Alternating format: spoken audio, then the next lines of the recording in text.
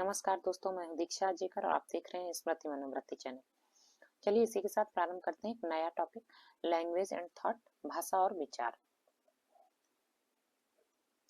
तो इस टॉपिक को समझने के लिए सबसे पहले हम लोग देख लेते हैं कि लैंग्वेज यानी कि भाषा होती क्या है। लैंग्वेज क्या है? भाषा एक प्रकार से साधन है या माध्यम है लोगों का अपने विचारों को व्यक्त करने का या विचारों के आदान प्रदान का। हमारे अंदर की जो विचार हैं, हमारी भावनाएं हैं, उनको हम लोग जिस माध्यम से एक व्यक्ति से दूसरे व्यक्ति तक ट्रांसफर करते हैं उसको भाषा कहते हैं। जिसको ट्रांसफर करने के लिए हम लोग कुछ वाचिक ध्वनियों का, कुछ जिन ध्वनियों के माध्यम से, ध्वनियां ही तो हैं जो हम लोग एक दूसरे में ट्रांसफर करते हैं, जिनको लोग समझते हैं। क्योंकि जो विचार हैं उनको हम लोग, विचार और भावनाएं जैसे हम अपने ब्रेन में सोच रहे हैं, हमारे मस्तिष्क में जो बात चल रही है, अब कोई माइंड तो नहीं रीड कर सकता ना, आपके ब्रेन में क्या चल रहा है नहीं पढ़ सकता, लेकिन उसको व्यक्त करने के लिए हमको चाहिए क्या होता है? भाषा ना, ध्वनिया ना, जो जो आपके विचारों को शब्दों का रूप देती हैं, लोगों तक पहुंचाती हैं, जिसके माध्यम से वो समझते हैं। तो इसी को भाषा कहते हैं। तो भाषा एक प्रकार से साधन है या फिर माध्यम है विचारों को व्यक्त करने का, और इसके लिए हम कुछ वाचिक ध्वनियों का प्रयोग करते हैं। ठीक है। Language is a structured system of communication. भाषा एक व्यवस्थित प्रणाली या सिस्टम है संप्रेषण का। Language are the primary means of communication of humans. भाषा क्या है? लोगों के, मानव जाति की जो कम्युनिकेशन है, जो संप्रेषण है, उसका प्राथमिक माध्यम है। And can be conveyed through speech, sign और राइटिंग। मतलब जो भाषा है उसको हम लोग कैसे कन्वे करते हैं, भाषा के किस किस किस प्रकार से हम लोग अभिव्यक्त कर सकते हैं, किस किस प्रकार से शो करते हैं, लोगों तक पहुंचा सकते हैं। तो या तो हम अपनी बात को बोल के, कह के, शब्दों का रूप दे के व्यक्ति किसी तक पहुंचा सकते हैं, या फिर उसको साइन लैंग्वेज में सब संकेतों के माध्यम से पहुंचा सकते हैं।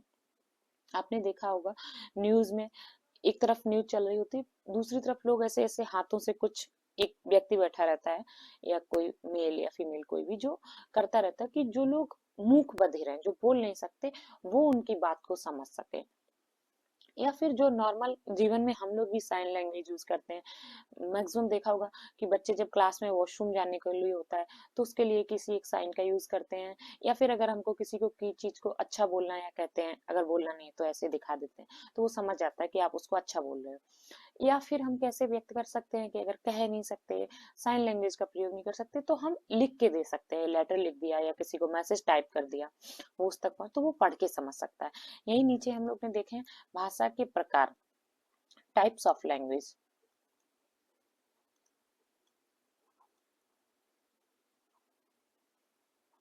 तो जो भाषा के प्रकार हैं, टाइप्स ऑफ लैंग्वेज हैं, तो there are 3 types of language.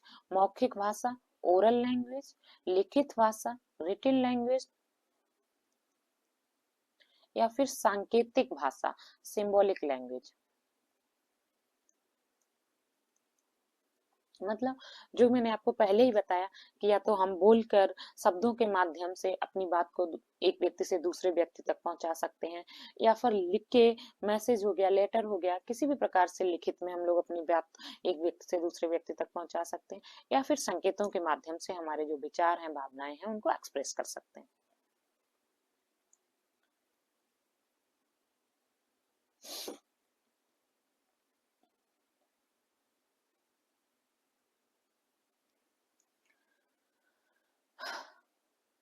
बात करते हैं भाषा कौशलों का विकास, डेवलपमेंट ऑफ लैंग्वेज स्किल्स। तो जो लैंग्वेज स्किल्स हैं उनका विकास किस क्रम में होता है, सबसे पहले तो हमारे लिए ये जानना महत्वपूर्ण है।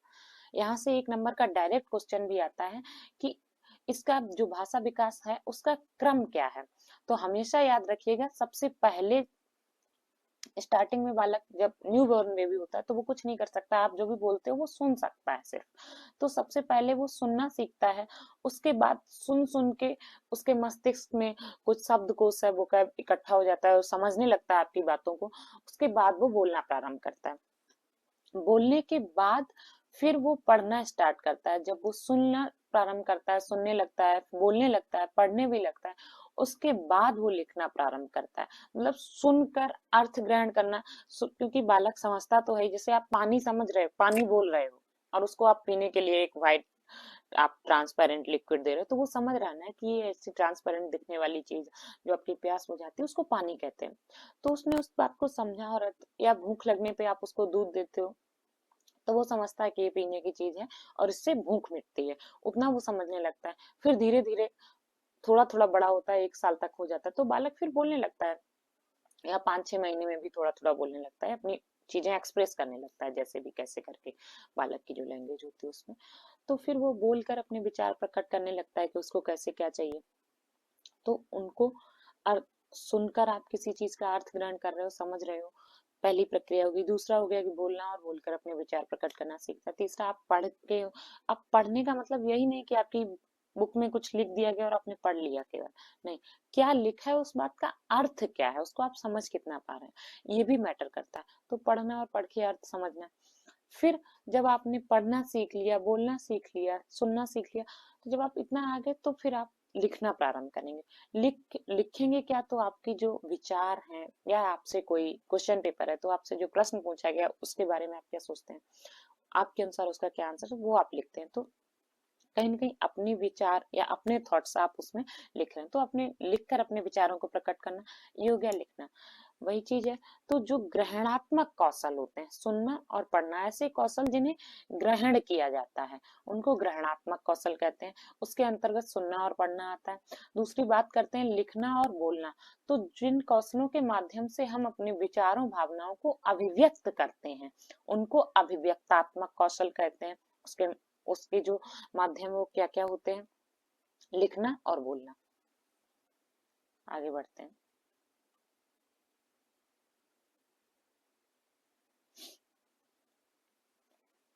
बात करते हैं सामाजिकरण के चरण या कारकों के।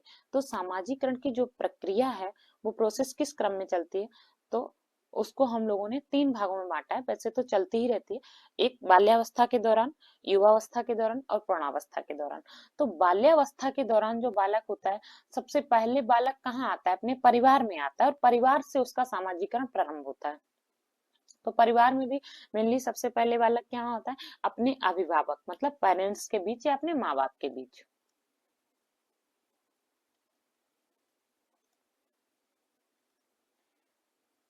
यहाँ पे आता है, और बालक का सामाजिकरण परिवार से ही प्रारंभ हो जाता है। इसीलिए जो सामाजिकरण का प्राथमिक कारक है, उसको हम लोग परिवार कहते हैं। फिर अन्य शिशुओं के संपर्क में होता है। देखा ही है, हम सब समझते हैं इस बात को कि हमारी फ्रेंडशिप होती है, या जिनके साथ भी हम उठना बैठना, हम उम्र लोगों के साथ ही उठना बैठना प्रारंभ करते हैं और उन्हीं के साथ पसंद भी करते हैं। तो बालकों का, अगर कोई छोटा बालक है तो दूसरे शिशुओं के साथ खेलेगा। उसके बाद जब वो थोड़ा बड़ा हो जाता है, विद्यालय वगैरह जाने लगता है, पढ़ने लगता है, तो पढ़ाई की जो चलचित्र हैं, जो देखा होगा बच्चों की बुक्स क्यों हम लोग अट्रैक्टिव बनाना चाहते हैं। अगर हम उसको आ से आम पढ़ा रहे हैं, तो बड़ा पड़ोस में एक आम बना है, क्योंकि उसने आ तो नहीं देखा है, वो आ नहीं जान रहा है, लेकिन उसने आम देखा है, आम खाया, उसके साथ वो जल्दी कनेक्ट कर सकता है। तो वो आम के माध्यम से आ समझ लेता है।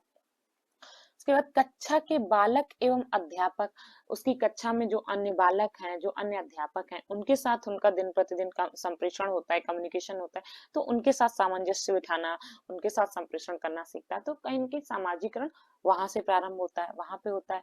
उसके बाद दूसरे अन्य बालक, और क्योंकि सिर्फ कक्षा में ही तो उसको बालक नहीं मिलेंगे ना, उसके आसपास का जो सोसाइटी है जहाँ पे वो रहता है, वहां पे हो सकता है उसके हम उम्र बच्चे हों, या फिर आसपास जो भी लोग रहते हैं, उसके फ्रेंड्स हो गए, पेरेंट्स के फ्रेंड्स हो गए, उनके बच्चे हो गए, तो वो भी साथ, तो दूसरे अन्य बच्चे जिस जैसे भी हो, इनके साथ भी वो कनेक्ट कर सकता है।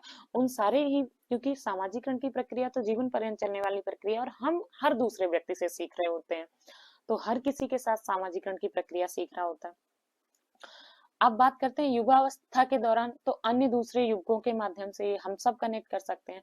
हम लोग देखते हैं, अगर हम कहीं बाहर पार्टी में जाते हैं या क्लास में गए, जहां भी कहीं हम लोग जाते हैं, तो अगर किसी व्यक्ति की कोई बात अच्छी लगती है कि हाँ भाई, इस व्यक्ति में ये क्वालिटी अच्छी है, हमको अपनानी चाहिए, तो वो हम लोग अपने अंदर डालने की कोशिश करते हैं। या कि कोई व्यक्ति आपका, भले ही कोई परम मित्र है, एकदम परमानेंट आप उसके साथ रहते हैं, लेकिन उसमें कोई आपको लगता है कि ये चीज इसमें अच्छी नहीं है और ये नहीं होना चाहिए, आप उससे कहते हुए अब वो अगर नहीं अवॉइड कर सकता है, तो होता है ना कि उसके साथ रह के भी वो क्वालिटी जो नहीं पसंद है और नहीं होनी चाहिए, अच्छी नहीं है, तो वो हम लोग नहीं अपनाते हैं ना। और जो क्वालिटीज हमें भले हमारा दुश्मन भी हो या जो व्यक्ति नहीं भी पसंद हो, अगर उसमें भी कोई क्वालिटी अच्छी है तो वो हमें अपना लेनी चाहिए। तो ऐसे ही हम लोग परंपरागत रूप से एक दूसरे से या समाज में आप जहां भी चलते फिरते उठते बैठते घूमते फिरते हैं, हर समय लोगों से आप कुछ ना कुछ सीखते रहते हैं, सामाजिकरण के ढंग। तो अन्य युवकों से आप जो भी सीख रहे हैं वो भी सामाजिकरण की प्रक्रिया के अंतर्गत आ गया। उसके बाद अपने अभिभावकों से, भाई अभिभावक से तो आप सीखना जन्म से प्रारंभ ही करते हैं और जीवन पर्यंत सीखते हैं, सबसे ही जीवन पर्यंत सीखते हैं, लेकिन सीखने की, सामाजिकरण की हो जाए या लर्निंग की हो जाए, हर चीज का प्रारंभ तो हम अभिभावकों से ही करते हैं। उसके बाद बृहद समुदाय, आपके आसपास की सोसाइटी, आपके जीवन जितने भी लोगों से आप कनेक्टेड हैं उन सब के साथ सीखते हैं, राजनीतिक दल, चर्च एवं विद्यालय, इन सब से के साथ भी, क्योंकि अगर आप किसी भी पॉलिटिकल पार्टी से जुड़े हुए हो तो किस तरह से पॉलिटिकल सोशलाइजेशन कैसे होना चाहिए, या अगर आपको इलेक्शन लड़ना है, अगर मान लो आपको किसी भी प्रकार का इलेक्शन लड़ना है तो किस तरह से आपको जीतने के लिए कौन कौन सी प्रक्रियाओं से होके गुजरना चाहिए और क्या क्या, तो ये सब चीजें आपको वही बता सकता है जो उस चीज के साथ कनेक्टेड है।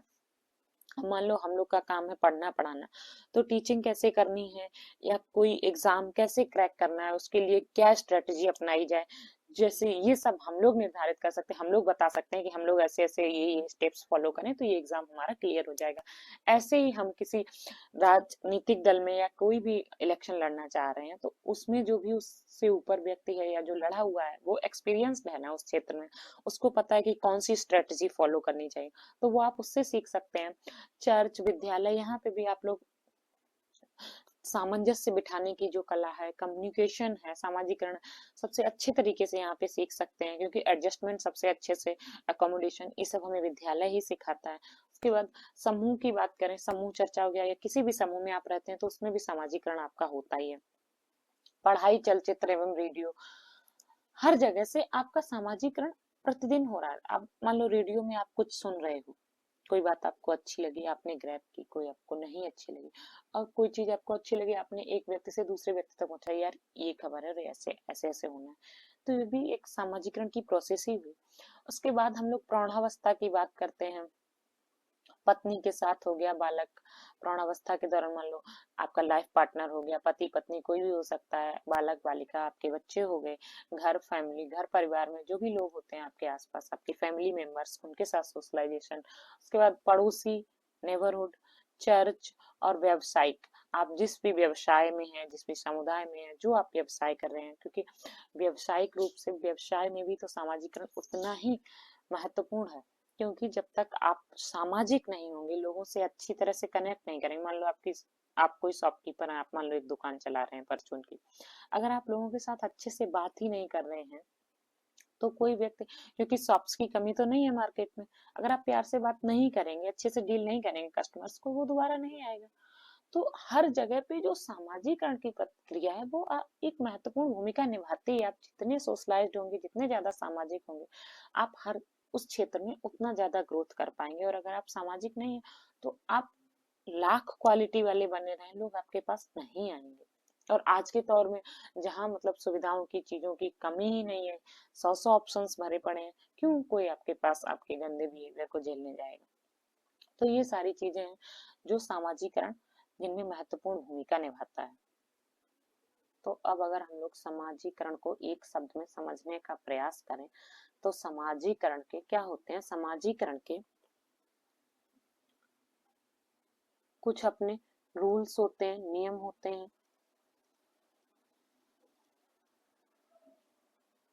रूल्स रेगुलेशंस होते हैं, उसके अपने कुछ कानून होते हैं, लॉज होते हैं, उसके बाद उसके कुछ अपने रीति रिवाज होते हैं, हर समाज के अपने अपने रीति रिवाज होते हैं,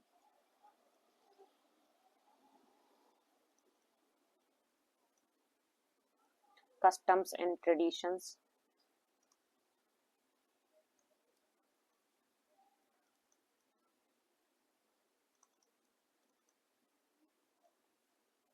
उसके बाद जब हम लोग बात करते हैं कि समाजीकरण जब हम लोग पढ़ते हैं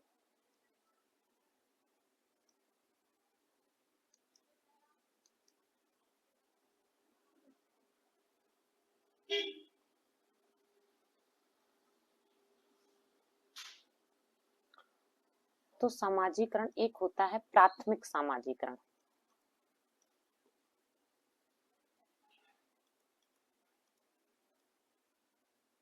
प्राथमिक या प्राइमरी सोशलाइजेशन। दूसरा जो होता है वो होता है द्वितीयक समाजीकरण या सेकेंडरी सोशलाइजेशन। तो प्राथमिक सामाजिकरण क्या होता है? प्राथमिक सामाजिकरण के अंतर्गत वो चीजें होती हैं जहां से बालक का सामाजिकरण प्रारंभ होता है। तो उस बालक का सामाजिकरण कहाँ से प्रारंभ होता है? यहाँ से डायरेक्ट 1 नंबर का क्वेश्चन भी आता है कि सामाजिकरण के जो प्राथमिक कारक हैं उसके एग्जाम्पल्स क्या है? परिवार, परिवार हो गए, आपके माँ बाप हो गए परिवार के अंतर्गत। बालक का जो सामाजिकरण है वो कहाँ से प्रारंभ होता है? वो परिवार से प्रारंभ होता है, पेरेंट्स से प्रारंभ होता है। तो इसलिए परिवार जो है वो सामाजिकरण का प्राथमिक कारक है। उसके बाद बात करते हैं द्वितीयक। द्वितीयक के अंतर्गत क्या आता है? बालक का विद्यालय हो गया, क्योंकि बालक परिवार से निकल कर कहाँ जाता है? विद्यालय जाता है, स्कूल जाता है, या फिर अपने पास पड़ोस में पड़ोस के जो बालक होते हैं उनके साथ खेलना कूदना मिलना जुलना प्रारंभ होता है। तो ये सेकेंडरी जो सोशलाइजेशन है उसके एग्जाम्पल्स हो गए। अब हम लोग इसी के साथ आगे बढ़ते हैं और बात करते हैं, एक बार सोशलाइजेशन समझ लेते हैं। सामाजिकरण से तात्पर्य क्या है? सामाजिकरण होता क्या है? व्यक्ति के सामाजिक प्रणाली प्राणी बनना। इसके अतिरिक्त सामाजिक प्राणी बनने का अर्थ होता है कि व्यक्ति समाज की परंपराओं, मान्यताओं, रीति रिवाजों, आस्थाओं और अभिवृत्तियों के अनुसार अपने जीवन का संचार करे। जो कि मैंने आपको पहले ही बता दिया कि सामाजिकरण का जो मेन है, सामाजिकरण किसी भी व्यक्ति का या बालक का क्यों किया जाता है कि वो एक सामाजिक व्यक्ति बने, समाज के साथ मिलना जुलना, समाज के जो कस्टम्स हैं, जो ट्रेडिशंस हैं, उनकी रीति रिवाज हैं, उनकी जो वैल्यूज हैं, मान्यताएं हैं, जो चीजें परंपरागत रूप से चली आ रही, समाज की कुछ आस्थाएं होती हैं, अपनी वैल्यूज होती हैं, तो उनके साथ एकोमोडेट कर सके, उनके साथ समायोजन हो, उनके अनुसार खुद को स्वयं को ढालने की जो प्रवृत्ति है, क्षमता है, वो व्यक्ति में डेवलप हो, उसी व्यक्ति को सामाजिक प्राणी बनते हैं। तो सामाजिक प्राणी बनने की जो एक प्रक्रिया है, इससे होकर एक व्यक्ति या बालक सामाजिक प्राणी बनता है, इसको सामाजिकरण कहते हैं। उसके बाद सामाजिकरण के कुछ मुख्य बिंदु यहाँ पे दिए हैं। सामाजिकरण की परिभाषा, अर्थ, सामाजिकरण को प्रभावित करने वाले तत्व, सामाजिकरण की विशेषताएं, बालक के सामाजिकरण के चरण, सामाजिकरण में सहायक कारक आदि। मतलब जो सामाजिकरण में मुख्य रूप से यूज होने वाली चीजें, कौन कौन सी चीजें मैटर करती हैं, वो यहाँ पे आपको दे रखी हैं कि किस किन चीजों से होके गुजरना है। सामाजिकरण को आप किन चीजों से समझ सकते हैं कि सामाजिकरण की परिभाषा जब आप समझोगे कि सामाजिकरण होता क्या है, तो उसके बाद आपको समझ आएगा कि हाँ इस प्रक्रिया को सामाजिकरण कहते हैं। तब आप कनेक्ट कर पाओगे, हाँ इन चीजों से तो हम भी होके गुजरे हैं, क्योंकि प्रत्येक बालक कहीं ना कहीं उन प्रक्रियाओं से जो दैनिक जीवन में हमारे चल रही है उनसे हर व्यक्ति होके गुजरता ही है। मतलब ये आपके जीवन का एक अभिन्न अंग है, जिससे कोई भी व्यक्ति या कोई भी बालक चाह के भी अलग नहीं हो सकता है। तो बस होता है कई बार हम उन चीजों को देख रहे होते हैं, उनसे गुजर रहे होते हैं, सीख रहे होते हैं, पर हमको पता नहीं होता है कि ये क्या चीज है। तो वही यहाँ पे बताया गया है। तो सामाजिकरण को प्रभावित करने वाले जो तत्व हो गए, विशेषताएं हो गए, इनके चरण हो गए, वो सब या सहायक कारक जो है इसके अंतर्गत आते हैं। आगे बढ़ते हैं। सामाजिकरण वह प्रक्रिया जिसके माध्यम से समुदाय अपने सदस्यों को सामाजिक रूप से स्वीकार्य होने के लिए समाज के मानदंडों और मूल्यों के बारे में शिक्षित करते हैं।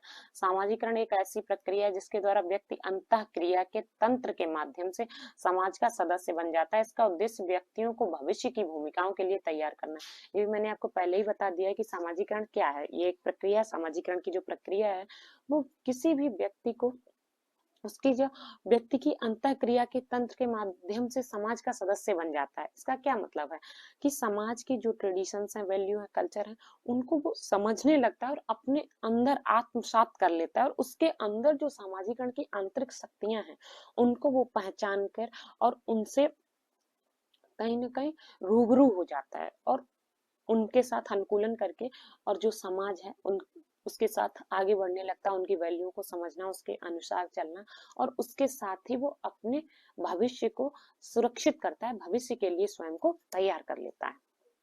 क्योंकि आपको नहीं पता कि आपको भविष्य में कब कहाँ किस जगह जाना पड़ जाए, क्योंकि आज की डेट में तो लोगों के स्थानांतरण के साथ, अगर आप किसी जॉब में कर रहे हो तो 2-4 साल में आपका स्थानांतरण होता रहता है, तो ट्रांसफर के वक्त आप एक स्थान से दूसरे स्थान जाते हैं, तो हर जगह की नॉर्म्स अलग हैं, वैल्यूज अलग हैं, कल्चर अलग है, तो आपको उसमें अकोमोडेट करने के, उसके अनुसार स्वयं को उसमें सामंजस्य बिठाने के लिए आप में वो अनुकूलन की क्षमता डेवलप करता है सामाजिक, क्योंकि आप किसी भी जगह के अनुसार स्वयं को ढाल नहीं पाएंगे, उसमें एडजस्ट नहीं हो पाएंगे, तो जीने में आपको कठिनाई रहेगी।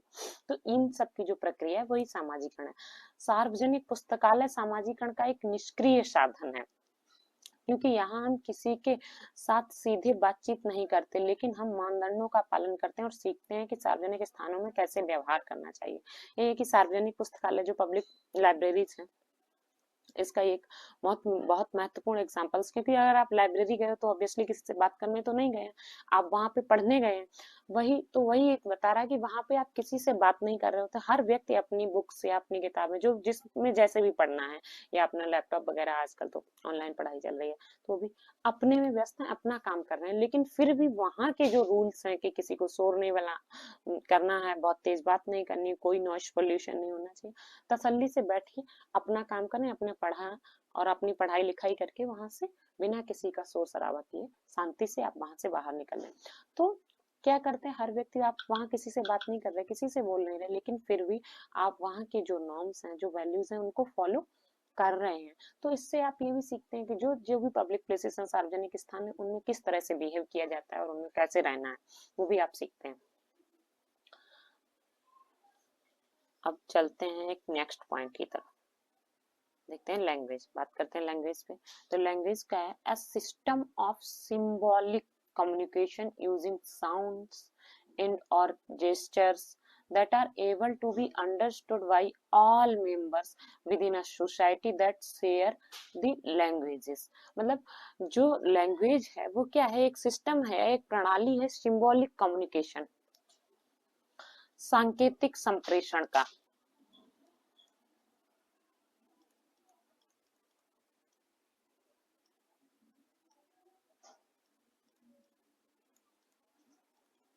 ठीक है ना? कैसे?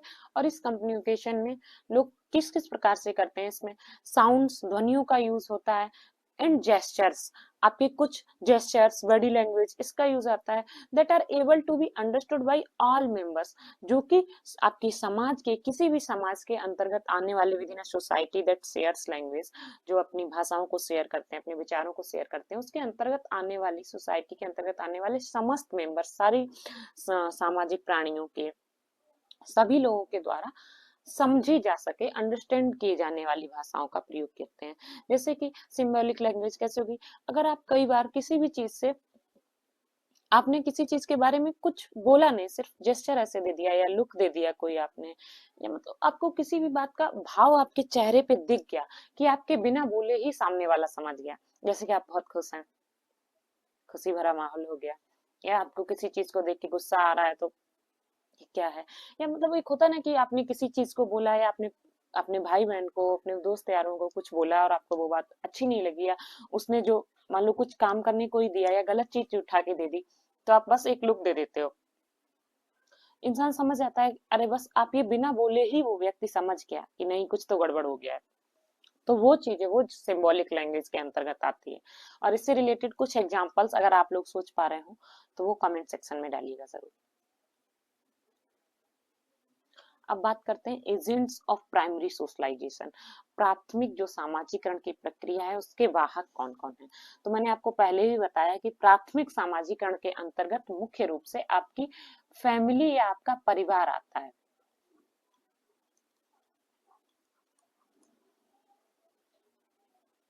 क्योंकि बालक का जो सोशलाइजेशन है, जो सामाजिकरण की प्रक्रिया है, उसका प्रारंभ परिवार से होता है। और यहाँ से एक डायरेक्ट क्वेश्चन भी आता है कि प्राथमिक सामाजिकरण के अंतर्गत कहाँ आता है, या परिवार प्राथमिक सामाजिकरण का एग्जाम्पल है, द्वितीयक सामाजिकरण का एग्जाम्पल है, इस तरह से क्वेश्चन आते हैं। तो परिवार हमेशा प्राथमिक सामाजिकरण के अंतर्गत आता है। अब इसके वाहक या एजेंट्स कौन है? आपके ग्रैंड फादर यानी कि दादाजी हो गए, आपकी मदर, आपकी माँ हो गई, आपके फादर, आपकी ग्रैंड मदर, दादी माँ हो गई, अंकल, चाचा जी, ताऊ जी, आंट, ताई जी, चाची जी, सिस्टर, बहन हो गए, आपके भाई हो गए, इसी के साथ कजिन्स वगैरह। तो आपके भाई बहन, माँ बाप, चाचा चाची, आपके परिवार के अंतर्गत जो भी लोग आते हैं, वो सभी लोग प्राथमिक सामाजिकरण के वाहक के अंतर्गत आते हैं। अब देखते हैं CLIL, ये क्या है? Content and language integrated learning. मतलब ये एक प्रकार की कंटेंट जो हो गया आपका, लैंग्वेज हो गया, भाषा और कंटेंट को लेके जो एक इंटीग्रेटेड लर्निंग है, एक एकीकृत अधिगम प्रणाली के अंतर्गत आते हैं। तो इसके अंतर्गत आपकी 4 चीजें मुख्य रूप से शामिल हैं: communication, culture, cognition and content. जो कम्युनिकेशन है उसके लिए आपकी जो क्या कौन कौन सी चीज की नीड है? तो लैंग्वेज आपकी, सबसे पहले कम्युनिकेशन के लिए किसी न किसी भाषा की आवश्यकता होती है, तो प्राइमरी जो नीड है आपकी वो लैंग्वेज हो गई। लर्निंग कंटेंट थ्रू लैंग्वेज, अगर आप कोई भी कंटेंट पढ़ते हैं, याद करते हैं, तो उसको आप किस तरह से यूज करें, उसको जानने के लिए आपको किसी न किसी लैंग्वेज की तो माध्यम से आप उसको पढ़ेंगे, तो लैंग्वेज की तो जरूरत है ही है। उसके बाद language transparent and accessible, interaction in fundamentals, आपके विविध प्रकार के जो फंडामेंटल मूलभूत इंटरेक्शंस हैं, वो उनके लिए भी आपको लैंग्वेज की ही जरूरत है। तो लैंग्वेज के माध्यम से आपको कम्युनिकेशन किसी भी प्रकार का हो तो उसमें आपको लैंग्वेज कंपलसरी है। उसके बाद कल्चर, कोई भी कल्चर है, कोई ट्रेडिशंस है, वो आप फॉलो कर रहे हैं या उसको आपको जानने होके गुजरेंगे, उसके लिए आपको लैंग्वेज की ही नीड है। तो कंटेंट और लैंग्वेज के किस प्रकार से एक दूसरे से संबंधित हैं, एक दूसरे से जुड़े हुए हैं, वो बात आपको यहाँ समझाने का प्रयास किया गया है। जैसे culture, intellectual awareness, relationship between cultures and language, culture और भाषा, इन दोनों के मध्य किस प्रकार से ये दोनों एक दूसरे से संबंधित हैं, वो। अब बात करते हैं कॉग्निशन, लर्निंग एंड थिंकिंग, अधिगम और जो आपकी विचारधारा है, जिस प्रकार आपकी सोचने की क्षमता है, create their own interpretations of content depending on the linguistic demands in people's. बात करते हैं कंटेंट की। कंटेंट के अंतर्गत क्या क्या शामिल है?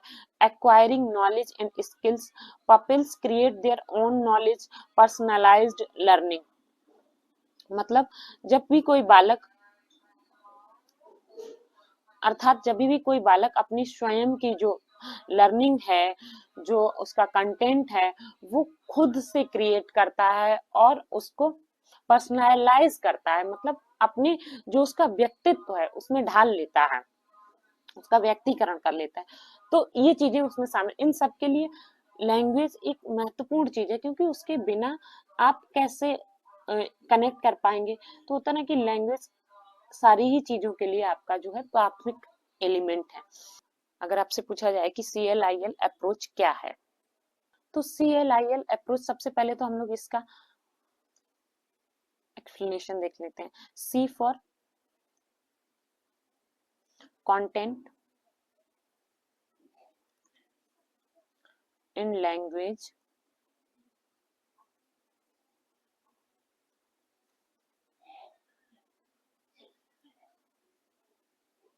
Integrated learning.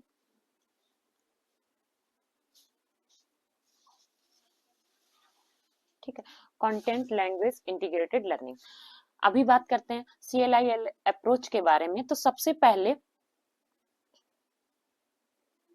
आपका कंटेंट क्या होगा? The topic and the subject. अब आप उसको कैसे पढ़ेंगे, कैसे जानेंगे, किसके माध्यम, तो उसके लिए आपको लैंग्वेज लगेगी। वही चीज है, दी लैंग्वेज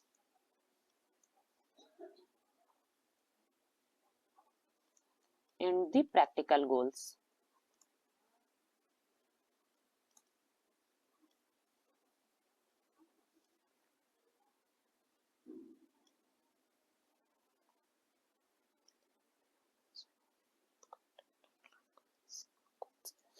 अब ये कंटेंट एंड लैंग्वेज दोनों किस प्रकार से इंटीग्रेटेड हैं, किस प्रकार से एकीकृत हैं, दोनों एक दूसरे के अंदर समाहित हैं, एक दूसरे से कनेक्टेड हैं।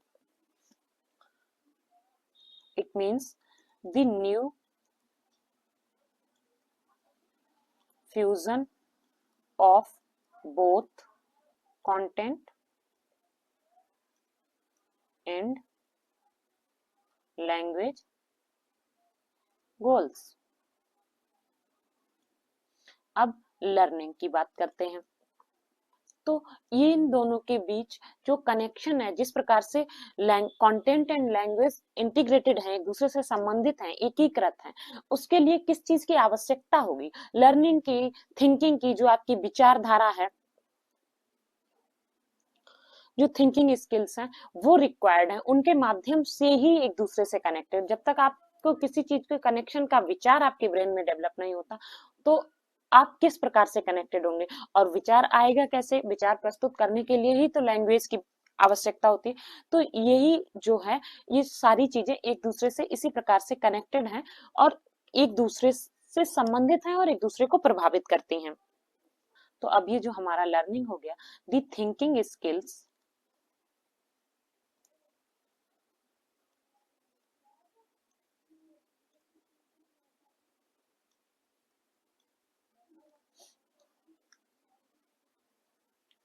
required to manage the fusion. The thinking skills required to manage the fusion.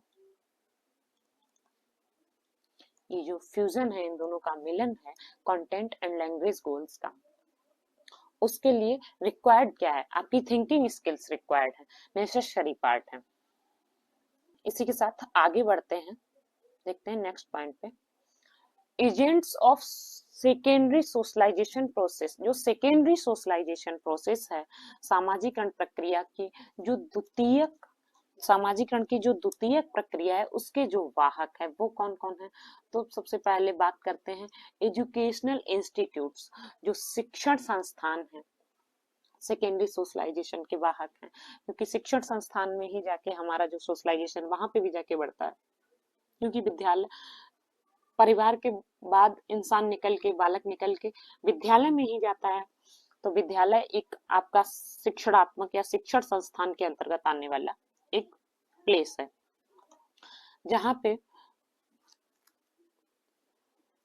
जहां से व्यक्ति का द्वितीयक सामाजिकरण प्रारंभ होता है। तो जो आपके एजुकेशनल इंस्टीट्यूट्स हैं, उनमें आप सबसे पहले किससे मिलेंगे? अपने टीचर्स से, शिक्षकों से। तो इस प्रकार से जो टीचर्स हो गए वो भी सेकेंडरी सोशलाइजेशन के वाहक हो गए। उसके बाद अगर आप स्कूल में जाएंगे तो प्ले ग्रुप, जो आपका प्ले ग्रुप है, आपके सहकर्मी हैं, सहपाठी हैं, उनसे मिलोगे। उसके बाद आप जो मास मीडिया है, जो आपके साथ के बच्चे हैं, वो आपको कुछ सूचनाएं लाके देते हैं, तो आप एक प्रकार से मीडिया या आसपास की जो संबंधित खबरें हैं उनसे जानते हैं। तो ये हो गए आपके सेकेंडरी सोर्स के अंतर्गत। उसके बाद अगर आप और कहाँ जाते हैं, विद्यालय के अतिरिक्त आप मंदिर जाते हैं, आप चर्च जाते हैं, पूजा स्थल्स में, तो ये सेकेंडरी सोर्सेस हो गए। उसके बाद स्पोर्ट क्लब्स जो हो गए, जिनमें आप खेल के, जो आपके खेल संबंधित ग्रुप्स हैं, अगर आप वो ज्वाइन करते हैं तो वो आपके सेकेंडरी सोर्स हो गए। गाइडेंस वर्कर्स, जो लोग आपको गाइड करते हैं, ऐसे नहीं ऐसा करना, चाहे शिक्षा के क्षेत्र में हो, चाहे खेल के क्षेत्र में हो, या आपके अगर आप डिमोटिवेट होते हैं तो आपके मोटिवेशन के लिए जो लोग काम करते हैं, वो सारे गाइडेंस वर्कर्स के रूप में आते हैं। और ये सब एक प्रकार से सेकेंडरी सोशलाइजेशन प्रोसेस के अंतर्गत आने वाले लोग हैं, इसको आगे बढ़ाने वाले लोग हैं। तो ये सेकेंडरी सोशलाइजेशन प्रोसेस के एजेंट्स हैं या वाहक हैं। इसके आगे अब बात करते हैं नेक्स्ट पॉइंट पे।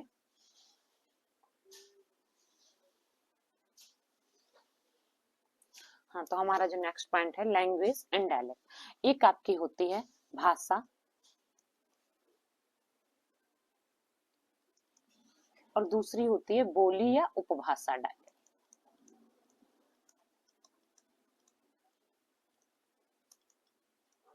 ठीक है, भाषा क्या होती है? There are various languages in world. जो हमारा संसार है, विश्व में कई प्रकार की, कई सारी भाषाएं, हिंदी, अंग्रेजी, उर्दू, तमिल, तेलुगु, कन्नड़, जापानी, फ्रेंच, तो बहुत सारी भाषाएं विश्व भर में बोली जा रही हैं। लैंग्वेज आर वेरियस डायलेक्ट्स, जो जो एक भाषा है, प्रत्येक भाषा की कई सारी बोलियां हो सकती हैं।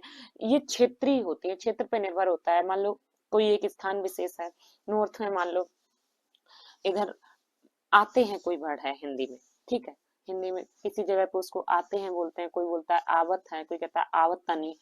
तो ये आपकी बोलियां हो गई जो क्षेत्रीय होती है, स्थान विशेष के अनुसार होती हैं। इनकी अपनी कोई ग्रामर नहीं होती। जैसे जो लैंग्वेज है उसके रिटन रूल्स होते हैं, इसकी अपनी ग्रामर होती है।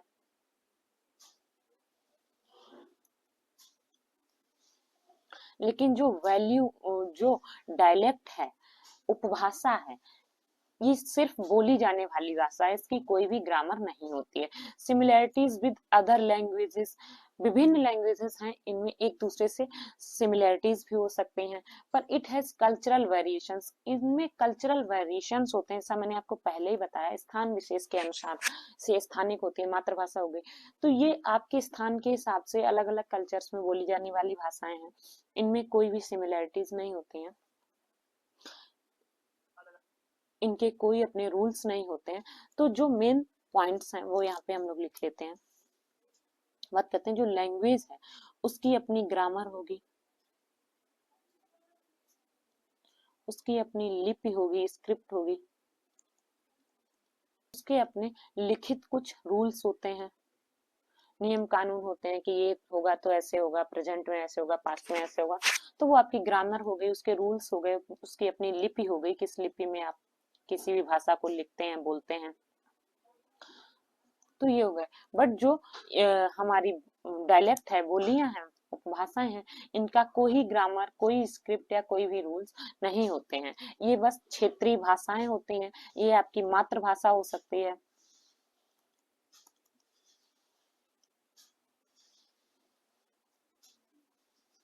या क्षेत्रीय भाषा।